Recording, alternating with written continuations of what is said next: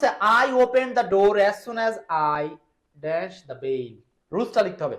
রুলসটা কি আসেন, এই রুলসটা আপনাদেরকে এক্সপার্ট ইংলিশ বই থেকে দেখাচ্ছি। রুলসটা হচ্ছে as soon as এর রুলস, as soon as। এটা বাংলাটা কি ভাই? বাংলাটা হচ্ছে যেই মাত্র।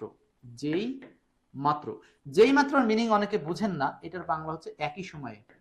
একই সময়ে, একই সময়ে। ওকে, তো একই সময়ে বোঝাতে যখন as soon as বসবে, তাহলে নিঃসন্দেহে একই সময়ে কথাটা বলার মানেই হলো as soon as এর উভয় পাশে একই টেন্স হবে। as soon as এর আগেও যেই টেন্স, পরেও সেই টেন্স। সুন্দর একটা সহজ রুলস, কিন্তু এখান থেকে কোশ্চেন হচ্ছে। এই যে দেখেন নিবন্ধনে আসছে, আমি তো আপনাদেরকে এমনি আলোচনা করছি না, আপনার বই খুলে দেখেন 2017 সালে কোশ্চেনটা আসছে। বুঝতেছেন না? কেন পড়বেন? কারণ এখান থেকে বারবার কোশ্চেন আসতেছে, না পড়লে আপনার লস। আমি তো জানি আপনার দ্বারা হবে, কিন্তু আপনার দ্বারা কিভাবে হবে সেইটা বোঝানোর জন্য এই কোশ্চেনগুলোর আলোচনা। আমি জানি আপনি পারবেন, কিন্তু আপনি সেটা কিভাবে আনবেন, শিখবেন, পারবেন, সেটার জন্য রাস্তাটা দেখাইতে হবে। এই গবেষণাগুলো সবার জন্য করা সম্ভব না, এই জন্য ক্লাসে থাকতে হবে।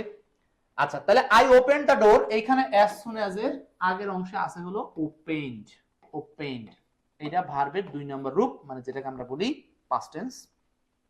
সেম ভাবে এখানে ভার্বের পাস্ট টেন্স হবে, আর পাস্ট টেন্স হওয়ার মতো একটাই অপশন আছে, সেটা হলো ইউআর। এখন আপনাদের কাছে আমার প্রশ্ন, যে এই কোশ্চেনটা কোন চ্যাপ্টার থেকে আসছে কে বলতে পারবেন? এটাকে কোন চ্যাপ্টার বলবেন? কোন চ্যাপ্টার? যাদের কাছে যে মোটা মোটা বই আছে, যদি আপনি কোশ্চেন না ধরতে পারেন যে এটা অমুক চ্যাপ্টারের কোশ্চেন, তাহলে আপনি জীবনও মনে করেন ইংরেজি শেখা শেষ করতে পারবেন না। ইংরেজি শেখারও একটা এন্ডিং পয়েন্ট আছে। সারা জীবন শিখে যাবো এত টাইম নেই, এত সময় কোথায় পাবো?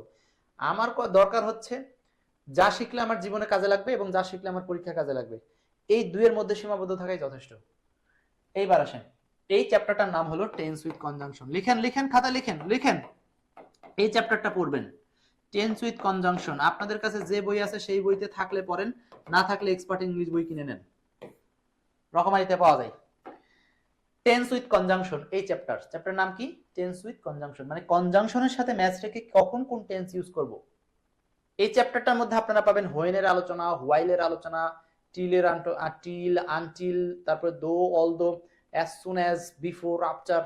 এই যে কনজাংশন গুলোর সাথে কখন কোন টেন্স ইউজ করব, এই রুলসটার কথাই আমি বলতেছি, বা এই চ্যাপ্টারটার নামই হলো tense with conjunction. Okay, clear? আশা করি বুঝতে পারছেন।